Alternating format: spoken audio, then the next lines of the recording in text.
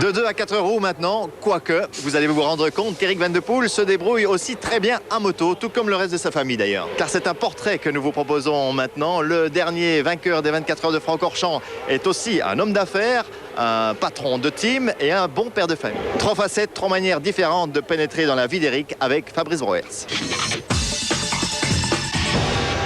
Éric Van de Poel, VDP pour les intimes, 3 lettres pour un homme à 3 facettes. Le pilote, le PDG et le père de famille. Le pilote, vous le connaissez.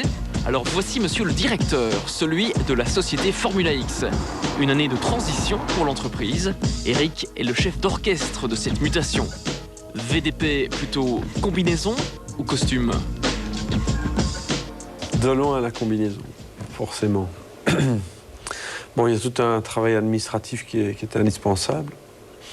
Bon, c'est vrai que par mon travail, j'ai dû gérer ma petite carrière à moi.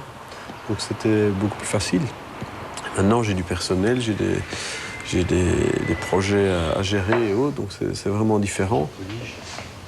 De temps en temps, j'aime bien venir dans l'atelier, voir un peu ce qui se passe. Et c'est indispensable pour le moral. Et ça fait même, quand les voitures restent longtemps dans l'atelier, ça fait plaisir de les voir sur la piste.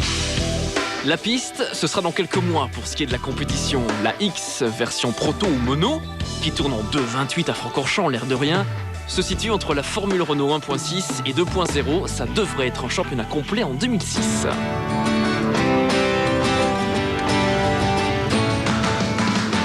Éric Van de Poel, côté privé, c'est Monsieur Ingalls. C'est la petite maison dans la prairie. Tout pour ses enfants, y compris des notions essentielles, et ce, dès le plus jeune âge.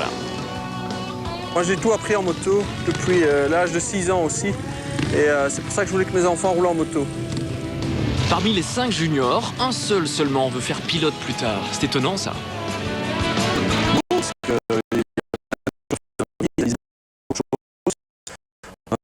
Ils se rendent compte que c'est pas facile comme métier.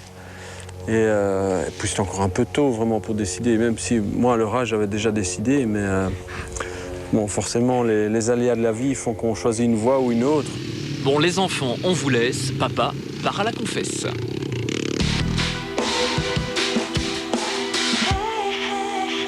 C'est sûr que moi j'ai travaillé toute ma vie pour essayer de faire de la F1, donc le jour où j'ai mis la première et que j'ai pu démarrer, c'était extraordinaire. J'ai un bon souvenir, un tout bon souvenir de mes saisons, même si elles étaient vraiment dans la galère, en essayant de se qualifier, pas avec du bon matériel, et dans des conditions vraiment difficiles. Mais ça reste évidemment une expérience privilégiée et extrême, parce que piloter une Formule 1, c'est vraiment quelque chose d'exceptionnel. Je pense que la Formule 1 aujourd'hui, sportivement, ne représente pas à 100% vraiment ce qu'est le sport automobile. Je crois que c'est un championnat du monde de la technologie qui est extraordinaire. Ça reste, je dirais, le sommet, entre guillemets, parce que c'est vrai que ce sont les voitures qui vont les plus vite. Mais il y a énormément de pilotes qui méritaient d'aller en F1, qui n'ont jamais été en F1, et encore aujourd'hui.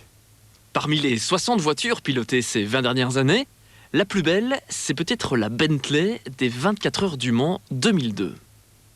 Ça a été évidemment une épreuve fantastique. On a terminé sur le podium, et un podium au Mans pour un team anglais. Ça, c'est vraiment exceptionnel.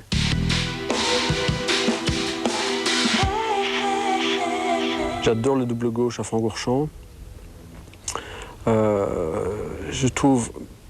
C'est malheureusement pas un circuit qui est en Grand Prix actuellement, mais sur le nouveau Castellet, il y a le virage de Signes qui se prend à plus de 300 à l'heure. Et ça, c'est une chicane à 300 km/h. Et là, c'est vraiment absolument fabuleux. Alors à Francorchamps, au Castellet ou ailleurs, rendez-vous très bientôt avec Éric Van de Poel.